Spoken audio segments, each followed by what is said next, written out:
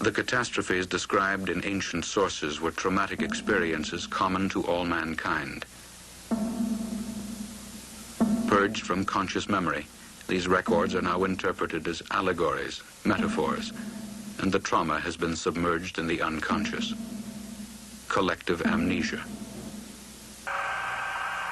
A revolutionary theory of the universe based on the records of the past has challenged the fundamental beliefs of modern science for more than 2 decades. Today, the unexpected findings of space explorations have confirmed many of the predictions of this theory. Mountains were born and mountains collapsed. Land and sea changed places. Great streams of lava flowed. The sea boiled and evaporated. Such were the scenes of unimaginable violence during the times of global catastrophe, as recorded by the ancients. Here in the New York Herald Tribune, Explosion in Science, the artist's conception of what happened when the heavens burst.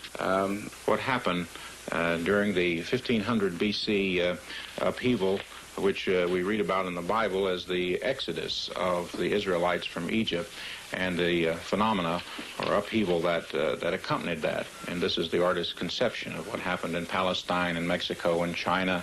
Lightning, meteorites being rained down as the comet's head came closer to the earth, followed by floods. Same in Mexico, where water swept over the entire land, great gigantic tides. There were repeated changes in the Earth's orbit, in the lengths of day, the seasons, and the year.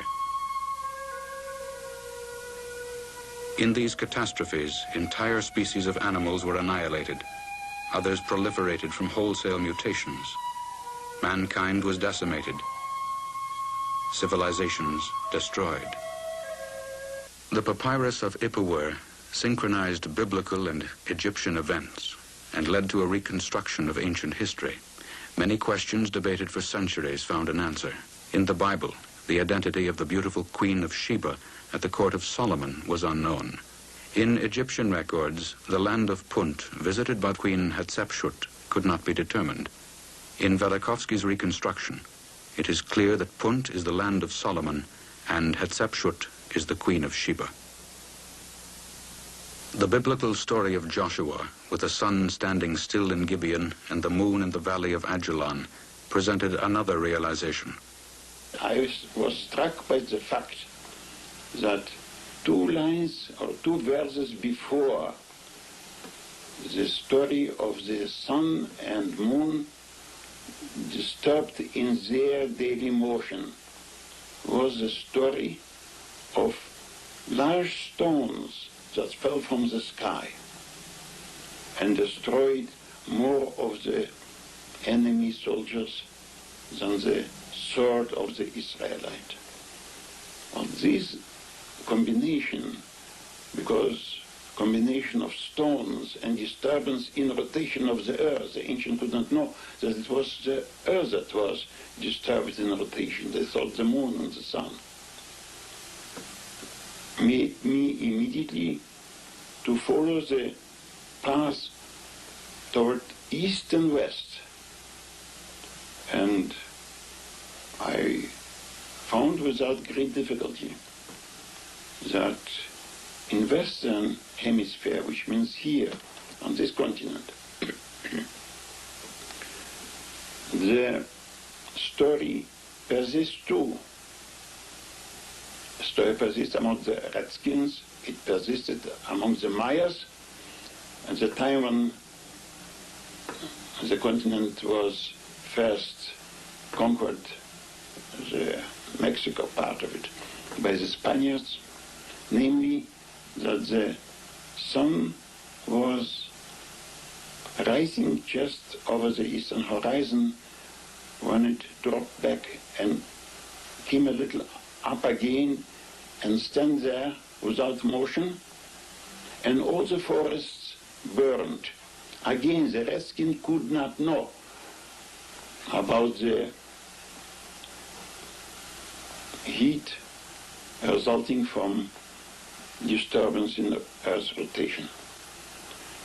So, of course, this would be not enough. You had to go to all civilization to Japan, to China, to India, to Persia, to Babylonia, to Assyria, to Asia Minor, to Greece, to Rome, to Judea, to Egypt, to Mexico, to Peru, to Iceland, and for oral transmission even to East Indies.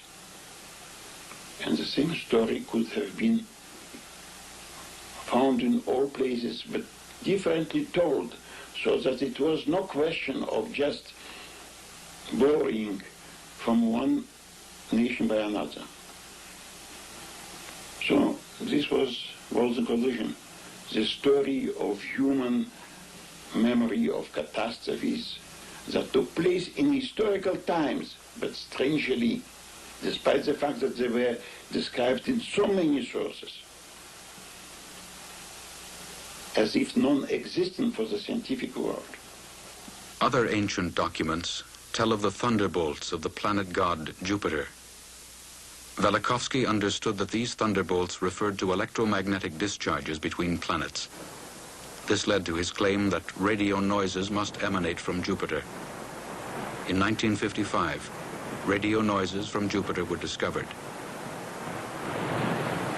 It was this prediction and discovery that finally convinced Einstein of the merit of Velikovsky's ideas.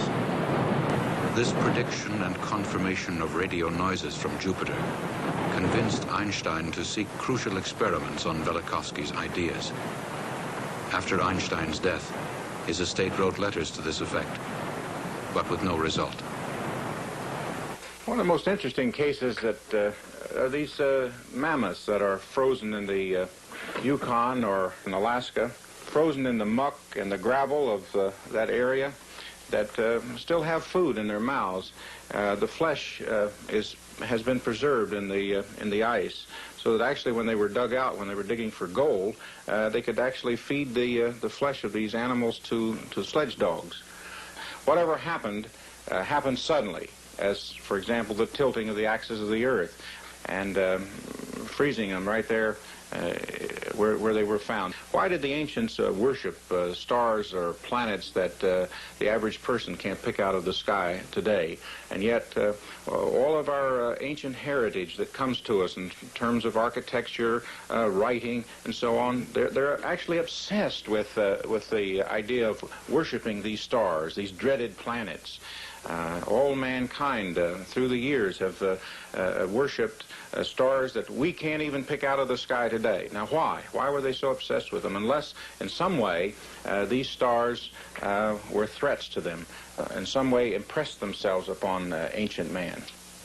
A book like Old Testament is read maybe more than any other book through the centuries. It's translated to all languages. And you read there about sea and land changing places, about mountain moving into the sea, mountain being overturned, mountain melting like wax. And you think that this is metaphors.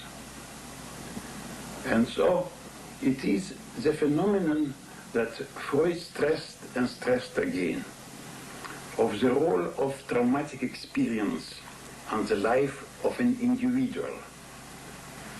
But he stressed also another point, namely that the victim of this partial amnesia lives under the urge to repeat the traumatic experience, sometimes changing roles, making somebody else the victim. And mankind today, advanced enough in technology, produced thermonuclear weapons that could be like symbol or something representing the ancient, violent, celestial bodies that through fire and smoke disturbed the rotation of the earth. Now, if man is under the urge to repeat the ancient catastrophic events, the ancient trauma, are we not in a predicament? It is not a preaching to be better. It is a preaching to know yourself. As long as a man doesn't remember his past, he acts as a neurotic, a person who suffered a traumatic experience. Due to this traumatic experience, suffered also an amnesia. Are there any rituals that we are practicing now which would seem to indicate a repetition of this trauma? Not only any ritual, almost all rituals in religions, in various religions, all our observation in some way go back to the astral religion, to the beginnings that are rooted in the catastrophic events of the past.